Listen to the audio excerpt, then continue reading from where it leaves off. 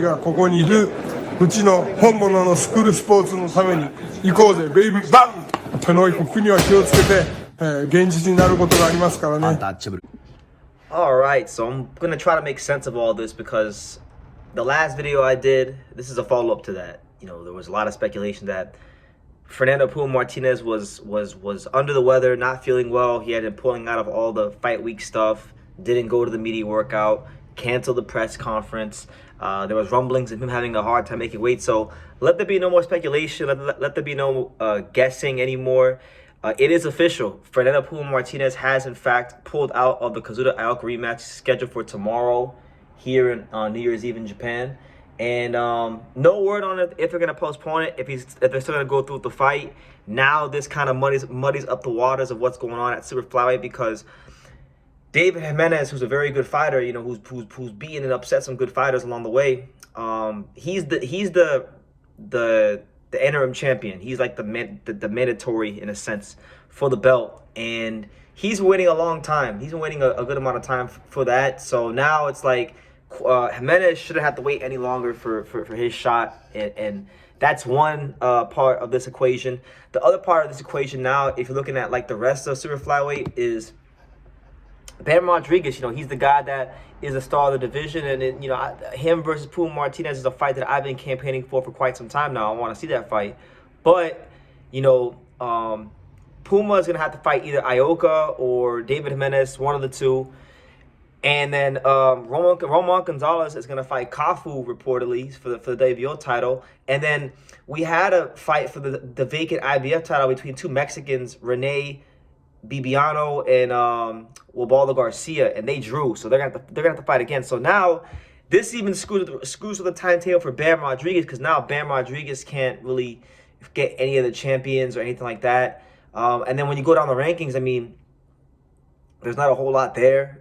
You got Andrew Maloney, you got, you know, who's a good fighter, you got Suzumi Takayama, who I've been talking about on this channel. He's there, but there's not a lot of attractive, you know, big names at all for Bam. So I think it's getting to a place for Bam Rodriguez where, you know, you could stay at 115 and there could be some good fights there for you. I think Suzumi Takayama will emerge as a challenger next year from Japan. He's a good fighter, but those are not the names. Like, none of the fights right now, presently speaking, are going to be fights that I think will boost Bam's profile or pound status or his greatness. So, you know, he's not going to be able to get the champions. There's going to be a bit of a waiting period for that. And really and truthfully, the guys in the rankings, nobody really stands out as far as a big name, because even the guys I like haven't emerged yet. So I think it's getting to a point in time for Bam Rodriguez where, you know, I don't think this is gonna happen, because they got Tekken Promotions, Mr. Honda pulling strings too, and he's got his hand in pretty much everything in Japanese boxing. So I don't think this happens, but I think personally he should probably explore a move up to 118, because unless Roman Gonzalez wins against Kafu, I mean, that's the only attractive fight left from a money standpoint, a legacy standpoint. Other than that, you're going to be waiting on the two Mexicans to win the IBF title. You're going to be waiting on this whole WBA situation to sort itself out. And I just think Bam staying at 115 could really derail his momentum in his career. But, you know, we'll see. That's how things are with this landscape presently at super flyweight.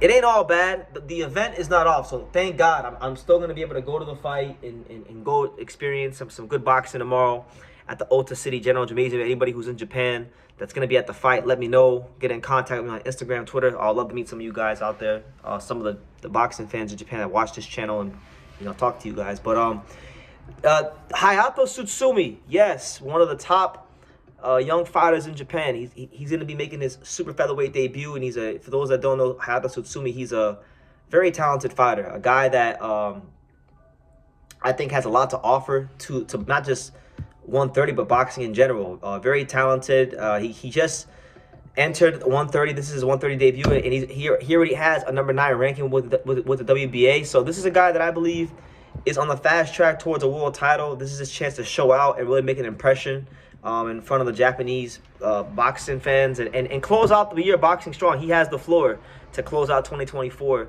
strong, and he's got a good opponent against Rene Alvarado, who we know who has been around the block, has fought guys like Lamont Roach and things like that. So looking to see how Tsutsumi looks, because if Tsutsumi looks good, there's a lot of really interesting fights out there for him. You know, you got the likes of, you know, Rocky Hernandez, you got Raymond Ford, you got Mark Moxile, you got Lotar Aronosian, you got Anthony Kakachi, you got Shaki Foster, you got Mayo Navarrete. I mean, there's no end to the kind of fights he can get. And Tsutsumi's not a stranger to American sparring. I know he's sparred a lot of rounds in Vegas along with his brother, with fighters like Carmel Moulton and amongst many other fighters. So he's a good fighter, and he's someone that I think has championship potential. I've called him the Dimitri Bivol of Japan, because he's probably got some of the best measuring of distance in Japanese boxing, and I think he does a very good job, just like Bivol does, of fighting within himself. But